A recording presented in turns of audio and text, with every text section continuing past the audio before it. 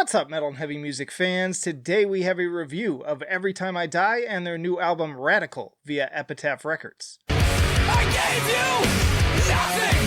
You want more!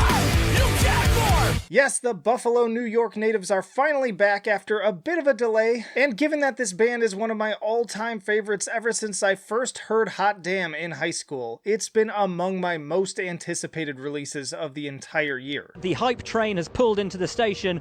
All aboard. Choo choo. Wasting no time, Every Time I Die kick in the door with the caustic feedback and screams of the explosive dark distance. Which reminds me a lot of Underwater Bimbos from Outer Space, considering the super chaotic main guitar hook and noisy, distorted cries of "spare only the ones I love, slay the rest." Which ends up being the perfect tone setter for all of the pent-up aggression and nihilism to come. Now I cannot decipher what all the static is, but I got a pretty good read on your bad thoughts!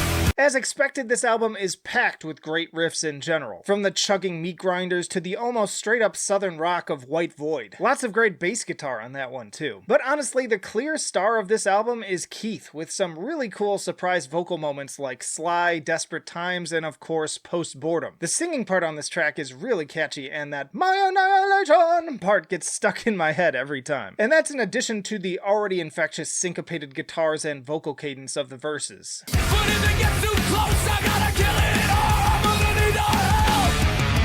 My annihilation! Alternatively, Thing with Feathers is among the most unique tracks the band has done to date, with its Radiohead street spirit vibes and velvety clean singing in part provided by Andy Hull of indie rock band Manchester Orchestra. Always great to see a group this far into their career still finding ways to shake things up without losing the plot in the process. But back to the violence, the scream-along sardonic lyrical moments are also in full force on Radical. This has always been one of my favorite elements of Every Time I Die, and unfortunately one that felt a bit lacking on the otherwise impressive low teens. Desperate Times again comes to mind with its cries of "We cannot be saved." Look on the bright side!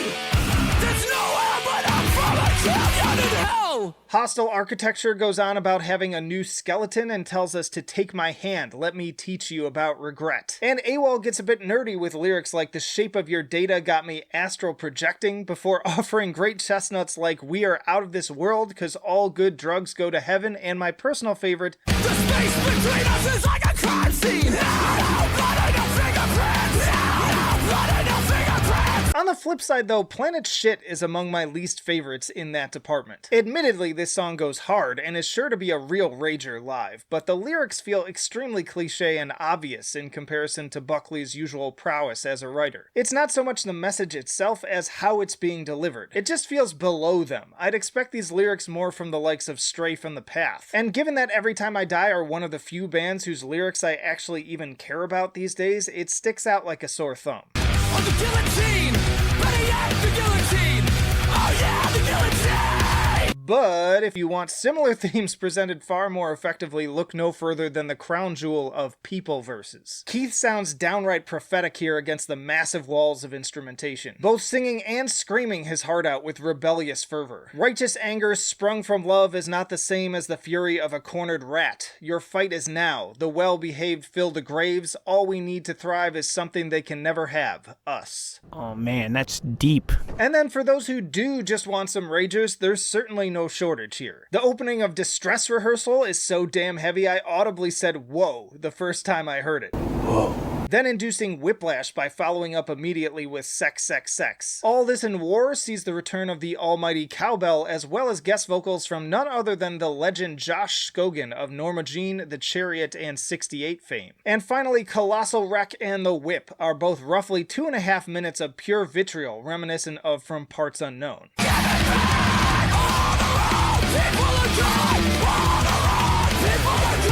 I'll admit that I was initially skeptical when seeing that Radical was a robust 16 tracks clocking in at around 52 minutes. But I gotta say, there's no real dead weight here. I wouldn't miss Planet Shit if they dropped it, and People Versus feels like a better closer than We Go Together, if you ask me. But ultimately, it feels like a culmination of everything that has come before while still toying with new ideas. And it also sports some of their most negative sounding lyrics to date, to the point that I just want to give Keith a hug and tell him it's all gonna be okay. Turning to my scales, I give Radical a 9 for enjoyability. Aside from the few nitpicks, this is among their best albums. I give it a 9 for musicianship, fun, fast, and energetic as always. And I give it an 8 for innovation. Once more, I appreciate that the boys are still finding ways to surprise me after nearly 2 decades of listening. So an 8.7 overall and a B+ for Every Time I Die and Radical. Check out my Every Time I Die discography tier list here, or click here for more bands with a similar sound. But that'll do it for now.